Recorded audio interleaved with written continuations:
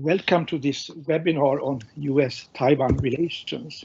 As Emma just said, my name is Torbjörn Ullén, and I was just recently, only less than 2 weeks ago, appointed head of the Stockholm China Center at ISDP.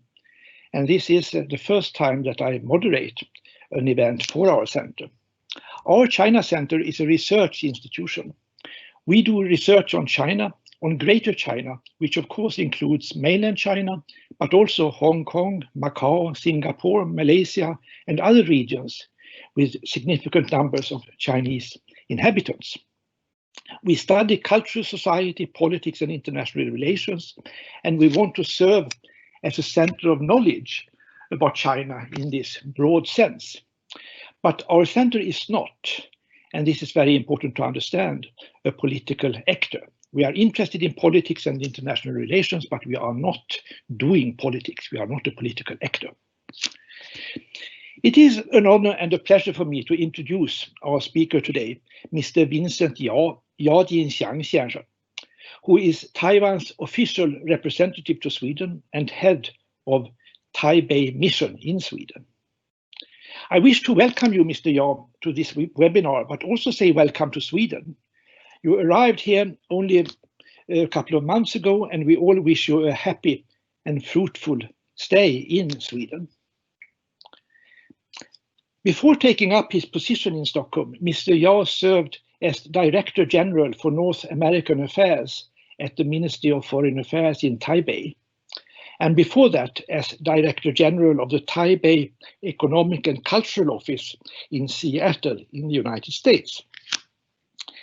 Mr. Jia has a master's degree in international relations and national security studies from National Zhengzhou University in Taiwan. And he has also studied at Oxford University in the UK and been a research fellow at Harvard Kennedy School in the US. So Mr. Jia is indeed eminently qualified to discuss US Taiwan relations today. As Ebba also mentioned, after Mr. Jia's presentation, we will have time for some questions and answers, and we can also have some discussion. And with these brief words of introduction, I give the word to Representative Jia, please. Thank you, Professor. And it is a pleasure and great honor to be invited to this webinar. And also thank you for your very kind introduction. So today I'm going to talk about U.S. Taiwan relations and some implications. When people talk about the U.S. Taiwan relations, it is quite natural to see them from the perspective of the U.S. China relations. Certainly the U.S. China relations and Taiwan U.S. relations are interrelated, but it is important to also see Taiwan U.S. relations from the perspective of Taiwan's own merits. Taiwan's importance to the US and to the world is not only based on its geopolitical position, but also its values. US Secretary of State Mike Pompeo once said in public, Taiwan is, quote, a success story, a reliable partner, and a force for good in the world, unquote. And recently, the US Assistant Secretary of State for Asian Affairs, David Stilwell, gave a speech at the Heritage Foundation's virtual conference. He described Taiwan as, quote, a free market economy, embraces innovation, entrepreneurship, and private sector-led growth, while holding true to its democratic principles. A highly advanced $600 billion US economy with 23 million free people. It's a vision of how much the Chinese people can achieve, unquote. So Taiwan is the only free and democratic society in the Chinese-speaking societies in the world. Since George W. Bush administration of the United States, the US government has called Taiwan a beacon for democracy in Asia and in the world. Facing the challenges and enormous pressure from the Chinese Communist Party's authoritarian threat, the US shares the same values with Taiwan and sees Taiwan's continuing existence critical to the free world. Assistant Secretary David Stilwell also said that Taiwan is one of America's most reliable partners. Why did he say so? I would like to spend a few minutes to elaborate on that. We have to understand the development and progress in U.S.-Taiwan relations in recent years from both the U.S.-China relations and the broader picture of the U.S. Indo-Pacific strategy and its development in the region. Now, three aspects of the U.S. Indo-Pacific strategy coincide with Taiwan's own national security strategy and the new southbound policy. It also echoes Japan's Indo-Pacific vision, Korea's southbound policy, Australia's Indo-Pacific partnership, and to a certain extent, India's Act East policy. So the reasons why countries in the region share the similar views on the power shifts in Indo-Pacific are because of the common threat, a rise in China, and the threats from Beijing to peace and stability in the region, and the authoritarian rule model China wants to promote throughout the world. So there are three aspects I mentioned. The first aspect is shared values. And that includes democratization, good governance, anti-corruption, women's empowerment, religious freedom. In the past couple of years, Taiwan joined the International Alliance for Defending Religious Freedom, and in last year, in 2019, we hosted the first ever Civil Society Defending International Religious Freedom Conference in the Indo-Pacific region, the first ever. And we also announced a $1 million donation to the International Religious Freedom Foundation. And also in 2019, we declared that to establish the Indo-Pacific dialogue on democratic governance with the United States. And this is about promoting good governance throughout the Indo-Pacific region. And we also held the first round of democratic governance dialogue with the United States in October 2019. And another example is Pacific Island Leadership Program. This program has been going on for almost 6 years. Every year we recruit about 2 or 3 dozen young and upcoming experts and scholars in the Pacific Island nations, and then we have provided them with a training program, leadership training program in both Hawaii and in Taiwan. And these people have become the mainstay of these countries. And so it has been a very good program.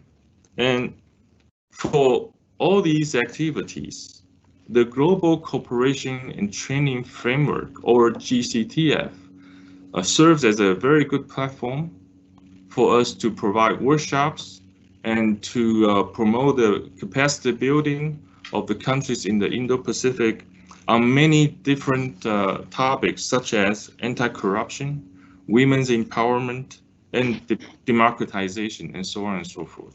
I will talk a little bit about GCTF later on. A second aspect of the U.S. Indo-Pacific strategy is economic prosperity in the region.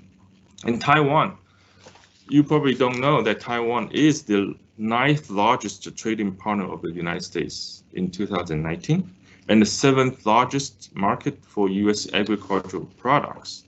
And we have been trying to join the some initiative launched by the Trump administration, such as Blue Dot Initiative, Trusted Economic Partnership Initiatives, and recently, U.S. Secretary of Health Alex Azar just visited Taiwan, and he used Taiwan to promote health and economic ties. And we also talked about how we can secure the supply chain in the post-pandemic era. And also, after Secretary Azar's visit, U.S. and Taiwan declared a joint declaration on 5G security It is talking about data protection, freedom, and human rights. And this is the area that we will continue to work with the United States to promote the economic prosperity in the Indo-Pacific. And the third and most important aspect of the Indo-Pacific strategy is security. And the United States continues to provide strong arms sales to Taiwan, including 108 M1A2 tanks, 250 Stinger missiles, and 66 new F-16CD fighters, significantly increased Taiwan's defense capability. In the meantime, both sides have been working together to develop a proper overall defense concept, or ODC, focusing on strengthening Taiwan's asymmetric warfare capability, innovative warfare capabilities, and reserve force system. And on unconventional security threats, Taiwan is a member of the anti-ISIS coalition. This coalition has about 68 members, and Taiwan is one of those, and focusing on post-conflict reconstruction and rebuilding. Each year, we donated $500,000 to the coalition and focusing on, again, women's empowerment, helping refugees in northern Iraq and Syria. In addition, on other unconventional security issues, such as HADR, humanitarian assistance and disaster relief, disaster preparedness, maritime security, cyber security, information security, energy security, and terrorism, environmental protection, etc. Taiwan has played a very important role in the capacity building for the countries in the region.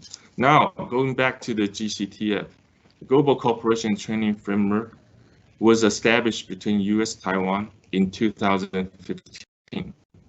In the past 4 years, we have held 24 workshops. We invited over 600 experts and scholars and government officials from over 39 countries in the region to Taiwan to participate in these workshops on those issues I just mentioned.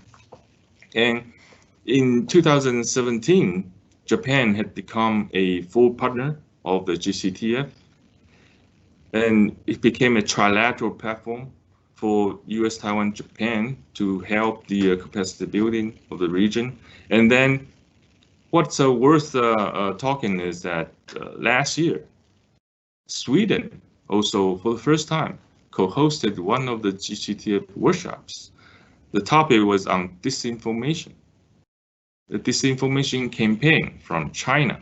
I think this issue is also critical to most European countries, particularly in the past couple of years and in the future.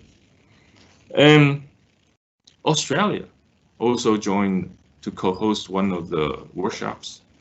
So it is expanding, and it's a good way to allow Taiwan to contribute in the international community. As you know, that Taiwan is not a member of most of the international organizations, especially the UN bodies.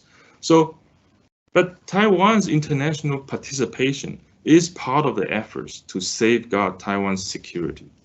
But public health, aviation safety, cross-border crimes are essential to the safety of not only Taiwan people, but also to the people throughout the world. The US and like-minded countries, including Sweden, support Taiwan's participation in the WHO and hopefully also in the ICAO and the Interpol. These international organizations are critical to the safety of people all around the world. And the United States is also working with the other like-minded countries to help Taiwan maintain its diplomatic allies through mechanisms like Pacific Dialogue, GCTF workshops, and other diplomatic communications. This is essential to the safety, not only to Taiwan, but also to the entire region. So the US and Taiwan also announced the establishment of a new bilateral economic dialogue It's aiming at upgrading the bilateral cooperation to another level, including supply chain security on semiconductors, energy, and beyond, with technology at the core. I think it also shows that the United States sees Taiwan as an important partner in its Indo-Pacific strategy. But both the United States and Taiwan try to maintain a long-time status quo across the Taiwan Strait. But Beijing has unilaterally altered the status quo through flipping Taiwan's diplomatic partners, pushing Taiwan out of international organizations, and stepping up its military maneuver and other activities. So restoring the balance of this status quo is very crucial to the security of Taiwan and to the vital interests of the United States.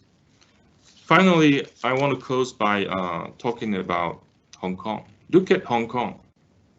It is clear that Beijing is willing to disregard its international obligations and its pledges to people in Hong Kong and to the world to extend its authoritarian system. We no longer have the luxury of assuming that Beijing will live up to its commitment to peacefully resolve its difference with Taipei, as it promised to many countries. Thank you. And I'll be happy to answer any questions you might have. Thank you very much. For your illuminating presentation. Now, if some technically knowledgeable person is around, I would like to tell you that I can hear my own voice coming back, which is not so good. Yes, again, thank you so much, Mr. Yao, for your most interesting presentation. I must say that as a student of ideas, I found it particularly stimulating that you talked not only about so-called hard facts, size of trade, arms sales, what did the US do last year, what has Taiwanese government done this year, but you also really emphasized the significance of thoughts and values. I found that very, very good. And especially so since, as I'm sure you are beginning to discover, Swedes in general, and this also goes for scholars like myself, I'm afraid, don't know so much about Taiwan. There is really a need for much deeper knowledge of Taiwan and Taiwanese society, and then not least of culture, of the cultural scene in Taiwan. What are the concerns of people in Taiwan? This is, from my point of view, at least as important as the actions taken by governments. Before opening the floor to questions from the audience, I would like to raise a couple of questions. And if you don't mind, I would like to start on a slightly personal note, which falls perhaps also somewhat outside the main theme of your presentation, of your talk today.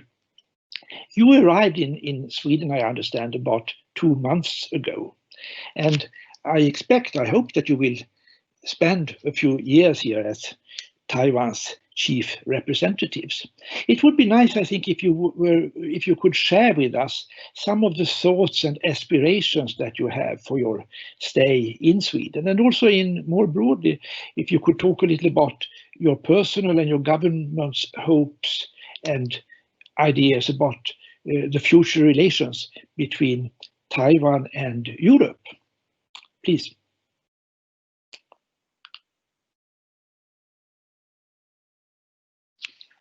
Very long career in the U.S. I still feel that a lot of Americans don't know really too much about Taiwan. But sadly to say, because of the pandemic and how well Taiwan coped with the COVID-19 pandemic, I think it's the first time for the whole world to really tell the difference of Thailand and Taiwan. So now people understand Taiwan is not Thailand, right? But I hope that through my tenure, I will be able to promote the understanding of Taiwan in Sweden. I just said that the U.S. Assistant Secretary described Taiwan as a free market, a 600 billion economy with 23 million people, embraces innovation, entrepreneurship, private sector-led growth, while holding true to its democratic principle. I want to ask all the Swedish people, do they sound similar to your system?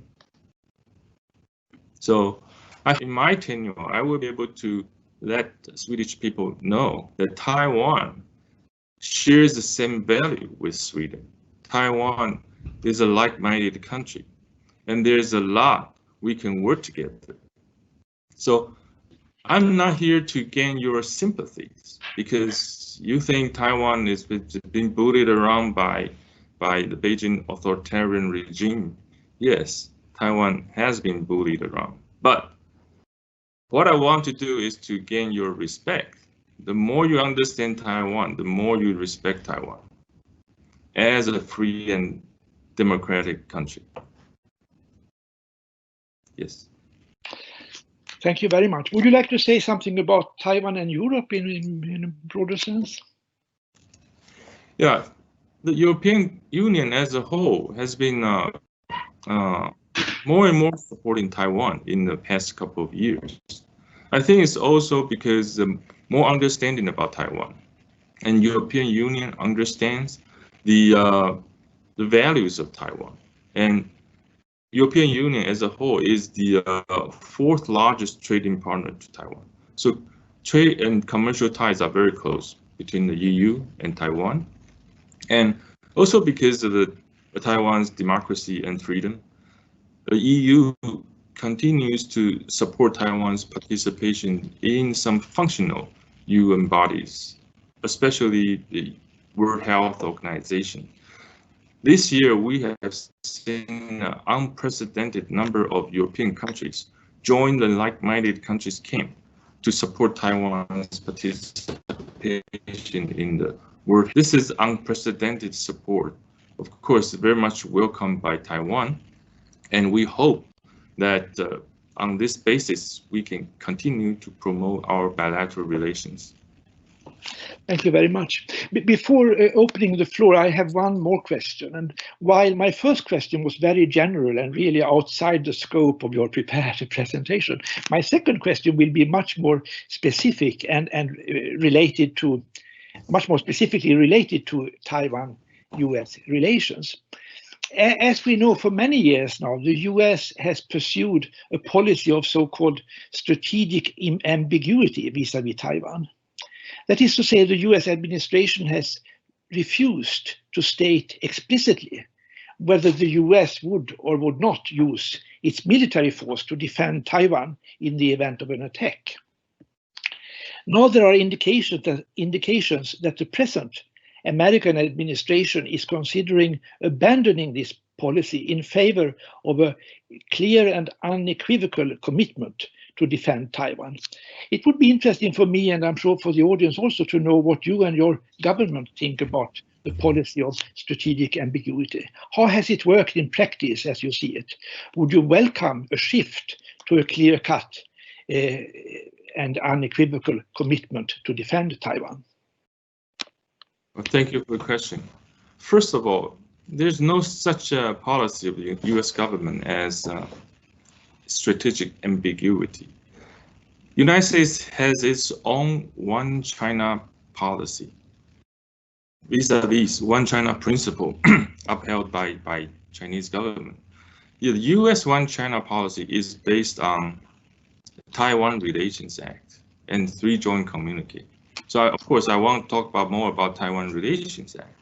In the Taiwan Relations Act, passed in 1979, it is the basis for US government to continue its relationship with Taiwan in many different aspects. And also, according to Taiwan Relations Act, the US government is obliged to supply sufficient defensive weapons and equipment to Taiwan to help Taiwan defend itself. So In this policy, it never says that the United States will come to Taiwan's rescue if there is a military conflict in between Taiwan and China. So people call this as a strategic ambiguity, but you can see it in a different way. Because, as I mentioned, both the United States and Taiwan hope to maintain the so-called status quo, but the status quo is changing. It's not changed by either US or Taiwan, it's by China. So how we can restore the balance in the Taiwan Strait? We have to adjust. United States government also has to adjust according to the evolving situation. For example, China's military threat is growing. This is a fact. And China's behavior in Taiwan Strait recently, it's a military maneuver in the Taiwan Strait, and it's a military threat growing in the East China Sea and South China Sea. These are facts. So according to these facts, US government and Taiwan both have to adjust our policy. So that's why we have seen significant arms sales packages to Taiwan in recent years. It is not only, these arms sales package was not only offered by Trump administration, it has been continuing throughout the 7 administrations since 1979. Thank you very much. We have now received a few questions from the audience, which I will forward to you. And the first question is raised by Ambassador Lars Varje. How important are the China-Taiwan economic ties? China-Taiwan economic ties are very important. I have to mention that China is Taiwan's #1 trading partner. The US is our #2, Japan is #3, and EU as a whole is our #4 trading partner. So China is a very important market for Taiwan. And even before 2009, when President Ma was elected, the two-way investment and business between two sides have been growing significantly. That was because the opening up policy Deng Xiaoping adopted, right? And in those 20 years, the investment from Taiwan, technology from Taiwan, and the management skills from Taiwan really helped the growing and development of China's economy. But as I said, when the nature of the regime changed to try to promote an authoritarian model, to try to promote a so-called a socialist economy with the Chinese character throughout the world. This type of a trade relationship also changed. China tries to steal technology, to steal intellectual property rights, in the meantime impose the unfair trade practices to its partners and competitors through policies such as indigenous innovative policy, which forced its trade partner to give out their technology or their shares to their competitors in China to be able to sell any product you manufacture in China. These unfair policies really changed the trade and business ties.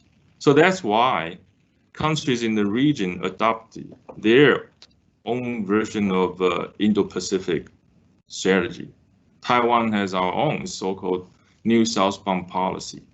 But it doesn't mean that we want to alleviate from the Chinese market, because right now, Chinese market is still very important. But in the meantime, we're going to diverse our investment, our manufacturing capability to other areas such as Southeastern Asia and South Asia. I believe many countries are doing the same thing right now. Thank you. To my mind, exchange, trade, and so on are very positive, basically positively charged concepts, since they, generally speaking, I think, promote understanding and therefore also promote peace or serve a peaceful development. But do you think this has to be reconsidered now? Or do you also share this idea that basically trade between mainland China and Taiwan has been a good thing in promoting cross-strait understanding? It was a good thing. When we begin in the exchange, people-to-people exchange and commodity exchanges, the purpose was to increase the understanding among people on both sides of the Taiwan Strait. And we welcome the students from mainland China to study in Taiwan. Yeah. But they stopped the students coming to Taiwan. And also, I mentioned the change of the nature of the regime. The policy on the other side became to try to lure talents, investments, capitals, and business from Taiwan, and for the purpose of a united front. So that caused the realization of the younger generation in Taiwan that to see clearly what is the purpose behind the scene. And that was the origin for the student movement in Taiwan. The 2015 student movement called Sunflower Movement, because the younger generation in Taiwan is feeling that we are losing our autonomy. Not only, first there was the economic autonomy, and later on will be the political autonomy to China with all these exchanges, because the purpose of these exchanges changed by the other side, not by Taiwan. So that really is a alarm to many people in Taiwan. Thank you. We have received two questions by Ricardo Villa, and since they overlap, I will read both of them and you can address them simultaneously. The first question reads like this: how does the current U.S. Taiwan relationship feed into the long-term course of competition and confrontation between Washington and Beijing? How focal will Taiwan's role be? And second, how do you envision the development of U.S. Taiwan relations in the future? If Trump gets re-elected, how do you assume the relations will develop under the America First foreign policy? What about a possible Biden administration? Very good questions. Actually, we have seen a very strong consistency in U.S. policy toward Taiwan throughout the past 7 administrations. But from Taiwan's perspective, each and every government, each and every administration of Taiwan all claim that the U.S.-Taiwan relations at their time was the best. Of course, now the current government in Taiwan also said the current U.S. government, U.S.-Taiwan relations is the best in history. Those are true claims because U.S.-Taiwan relations has been evolving. It has been evolving in a very positive direction in the past 40 years since the enactment of the Taiwan Relations Act. Even though we don't have diplomatic ties, the relations continue to grow stronger and stronger. As I mentioned, why it is evolving? Because the status quo has been changing. New elements was added to this equation. China's growing threat. They actually stimulate U.S. policy adjustment towards Taiwan. Of course, we have seen a United States discourse about U.S.-China relations changed significantly in the past 2 years. Really, it's a sea change of the discourse, particularly in Washington, D.C. I think it also affected other countries in other regions. I also see a change of discourse in Europe and in Sweden about their relationship with China. So this is very obvious in Washington, D.C. And not only the Republicans, but also Democrats all agree that China will be the most significant strategic competitor of the United States in the future. So both Democrats and Republicans are forming a strategy, a policy to face this reality. Of course, they probably will do things differently. They still with maybe Democrats will see working with China on some global issues are still very important, while Trump administration will think differently.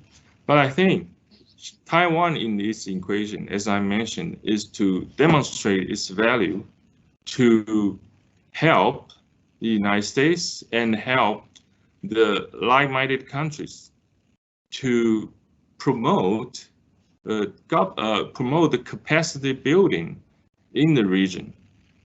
What kind of capacity building I just mentioned? Democratization to strengthen their economic prosperity and strengthen the security in the region. That's our value. Your presentation has evoked great interest among the listeners. We have several questions. I now move on to a question posed by Jacopo Polverino. Do you think that the new opening of U.S. imported pork could be a signal of a new free trade agreement between Taiwan and the U.S.? We hope that I've been dealing with this issue almost my entire career. The pork and beef issue between Taiwan and the United States has been lingering around for so many years. But even with that issues lingering, we still had several rounds of trade and investment framework agreement talks. And then we still try to start the negotiation of a free trade agreement.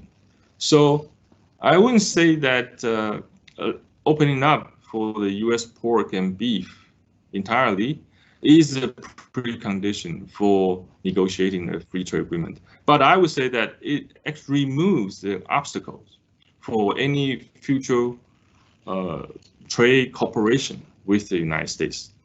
As I mentioned in my presentation, we both, United States and Taiwan, announced a new economic dialogue. That is the even higher level than the TIFA negotiation. It is not only talking about trade and economic ties, but also on supply chain security, on semiconductors, manufacturing, and so on and so forth. It's even a larger picture in our economic and political relationship.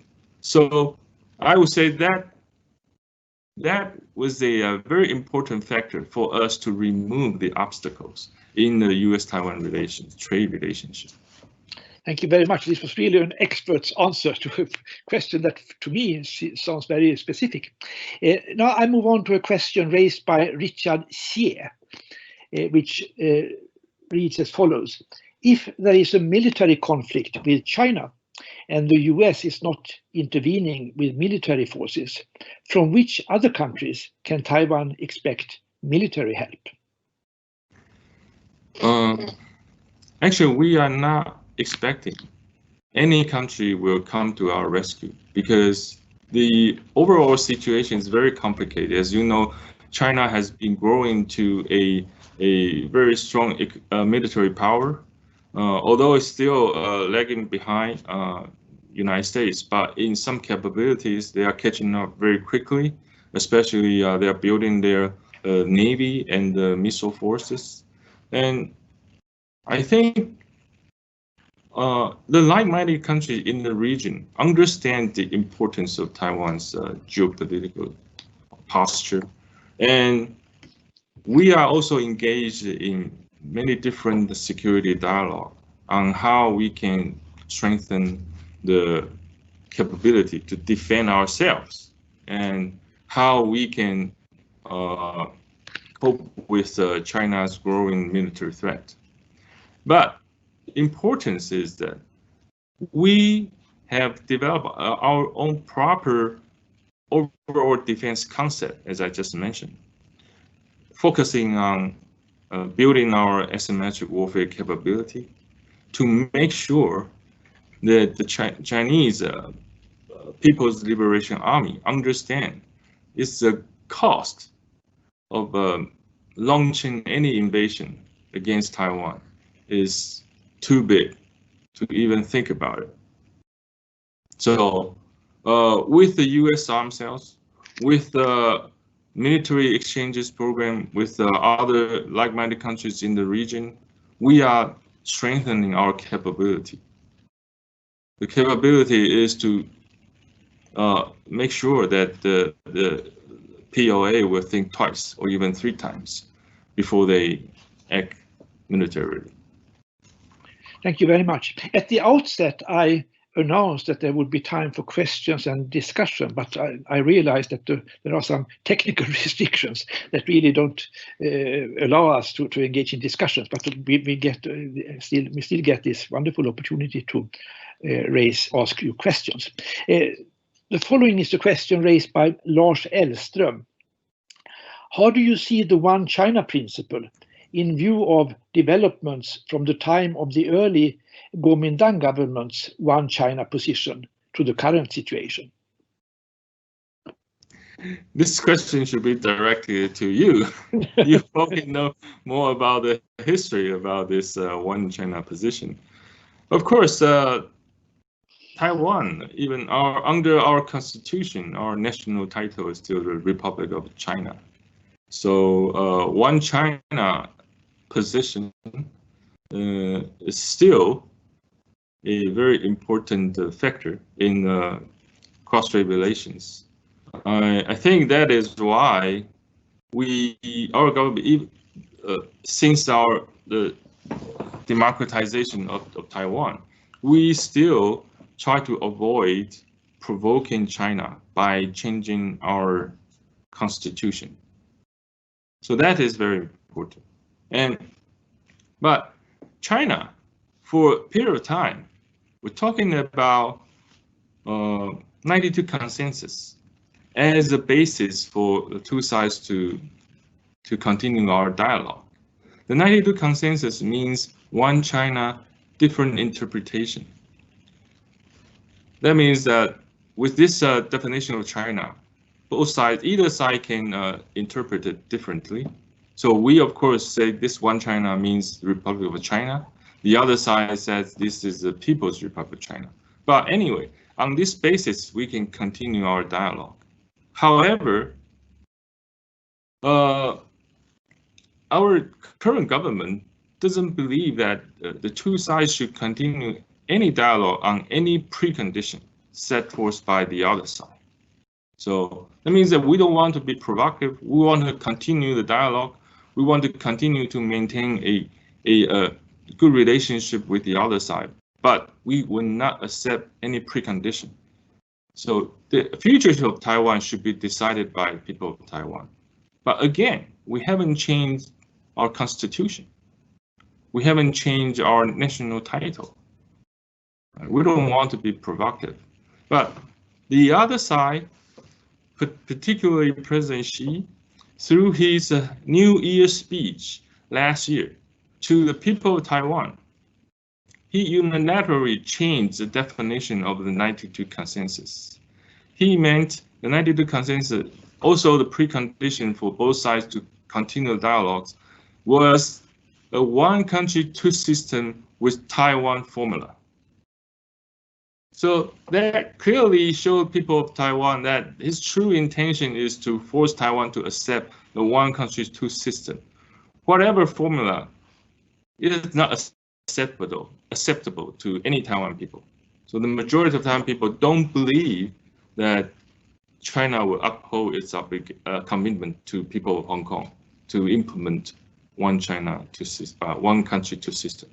So until then, more people in Taiwan realize, China's true intention. So this one China position has been literally changed over the past 40 years. Thank you very much. We have a number of questions, so I think I should run them through rather than engaging in discussion. Here is one question from Jinsu. Currently, South Korea is pressed by the US to cooperate with its Indo-Pacific strategy. However, South Korea has found itself in a difficult spot, positioned between its security ally, the US, and its biggest trade partner, China. Considering the difficult position of South Korea, what could be your opinion about South Korea's participation? I wouldn't say that South Korea was pressed by the US to participate, but I think every country has its own consideration of its own national interest. South Korea was under a lot of pressure and threats from China because of the deployment of the THAAD system. It's a personal opinion to consider this as being pressed by United States, or this is also to Korea's interest to deploy this system. But the fact was that China threatened South Korea and boycott the business of Korea and mobilize the nationalist sentiment to against Koreans or against Korean commodities and import products and so on and so forth. But South Korea cope with that, and they experienced it, and it actually going through that. I think right now the trade and business still going on between Korea and China, but they also successfully demonstrated to China, the Chinese government, that they actually resisted the pressure from China. Thank you. And here comes a question from Professor Tom Hart. I would appreciate hearing Ambassador Yao's views on the implication on the PRC's recent authoritarian takeover of Hong Kong, on the implications of the PRC's recent authoritarian takeover of Hong Kong. As I mentioned in my presentation, Hong Kong really clearly showed to the people of the world that China would not live up to its commitment to not only to people in Hong Kong, but to the world. It literally toned down the agreement with the British on the future of Hong Kong. And also, it not only disregard this commitment, but also disregard the future of Hong Kong. And I believe that Beijing authority understands that the economic status and Hong Kong's status as the freest financial center of the world will be affected once this national security law enacted in Hong Kong. But they did it anyway. The most important factor they will consider is the stability and the survival of the Chinese regime. And they would not tolerate any movement like occupying center of Hong Kong and demonstrating against extradition law in Hong Kong. They would not tolerate any movement, any demonstration like that anymore, because that would affect the status of a Chinese regime. So they would rather sacrifice the economic development of Hong Kong than, doing this. So the implication to not only people in Taiwan, but to everybody, is that this law, they define the succession of this, the provision of this law as any foreign government, foreign organization, foreign individual work with the the people in Hong Kong to endanger the national security of China will be considered as a committed offense of this law. So it not only applied to the residents in Hong Kong, but to anyone in every corner of the world. They may not be able to arrest you in your country, but they can indict you according to this law. And when you are in the territory of China, they will arrest you. So this is a very serious implication, not only to Taiwan, but also to all the people in the world. But to Taiwan, there's an even more serious implication. That is, they also define the secession as not only Hong Kong, but also any part of China, which implies Xinjiang, Tibet, Taiwan. They try to cut off Hong Kong's connection with the outside world. Anyone who supports Hong Kong, anyone who shows their concern about Hong Kong, because of this law, they will impose self-restrictions on themselves. So Hong Kong will be even more isolated, and Taiwan could easily become the next target for China. Thank you. From one serious topic to another, Jonas Norell raises the following question. How do you think the bilateral relations between EU and European countries, on the one hand, and Taiwan will develop in the near future? And in relation to that, what do you think the effects of the aggressive style of Chinese diplomacy will be on the PRC relations with other countries? Is this good or bad for Taiwan? Well, we really shouldn't connect the PRC's very assertive so-called wolf warrior diplomacy and assertive behavior to other countries to Taiwan's relationship with any of these countries. Of course,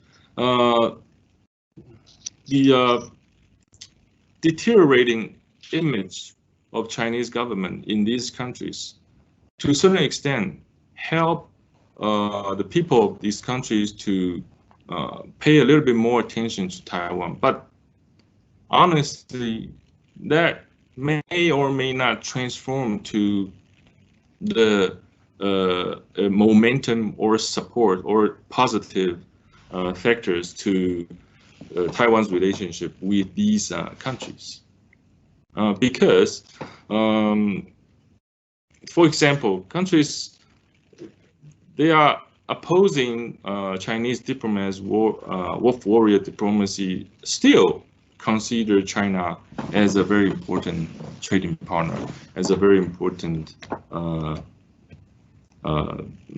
market in the world. For example, the EU High Commissioner just recently issued an article talking about European countries should unite together to face the superpower competition. Means that under the competition between United States and China, European Union should have its own policy, and all the European countries should unite together and to consider the Europeans' own national interest. So this is a clearly an example of what I just mentioned. Even you have seen this wolf warrior diplomacy all over European countries conducted by the Chinese diplomats. Still, European Union considers China as the most important foreign market for European products. So different country has different considerations. I wouldn't want to connect the deteriorating image of Chinese government to a momentum to promote Taiwan's relationship with these countries. Thank you. There are now 2 more questions on my list, and I believe these will be the 2 final questions. We should finish around 11:30. We will not be cut off then, so don't feel pressed, Mr. Yao, but I think these questions will be the final 2, the 2 final questions. Lars Varje asks, what is Taiwan's position on China's territorial claims in the South China Sea? Well, this is, of course, a very complicated issue.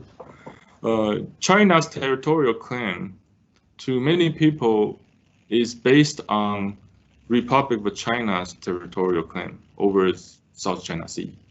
So under our constitution, we basically have not altered our claim over South China Sea according to our constitution.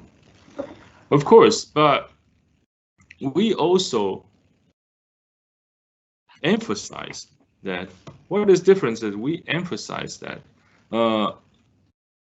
our claim is over the territory, the land features of the South China Sea, but not the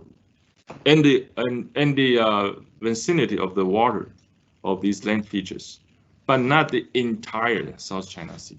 This is a major difference. So recent years, we also have a very clear policy towards South China Sea, which is that we will also follow the related international law, including the United Nations Law of the Sea. This is important, and it's a major significant differences between Taiwan's claim and China's claim over South China Sea.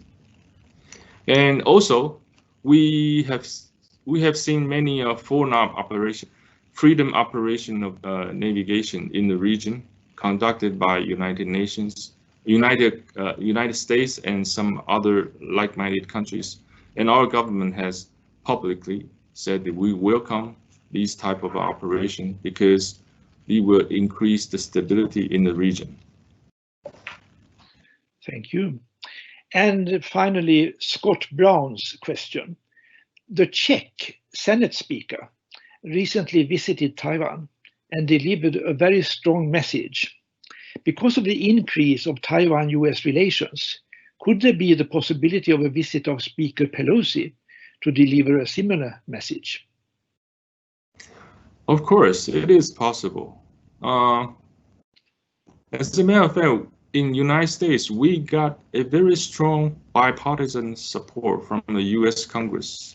Speaker Pelosi herself, in the past, visited Taiwan a couple of times.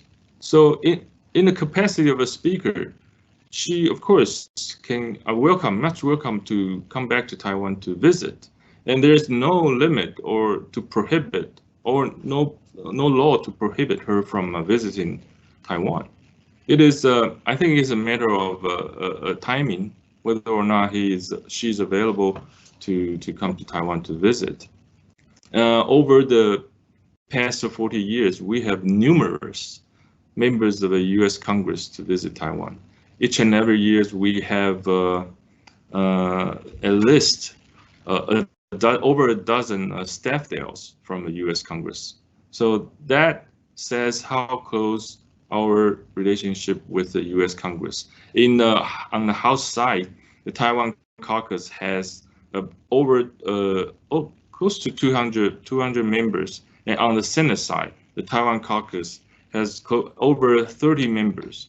So it is considered one of the largest country-based caucus in the U.S. Congress. Thank you, Representative Yao. I think this answer will bring today's webinar to an end. In conclusion, I would just like to say thank you to you on behalf of the ISDP, on behalf of Stockholm China Center, and on my personal behalf. Thank you for attending this webinar and for your presentation and for your impressive patience in answering questions on very different matters. This has really been a kind of examination, which I thank you very much for giving me this opportunity. Thank you so much, and thank you also to the audience and for all interesting questions that you raised. I'm looking forward to meeting you on another occasion dealing with Taiwan or other matters. Thank you so much and goodbye. Thank you. Bye.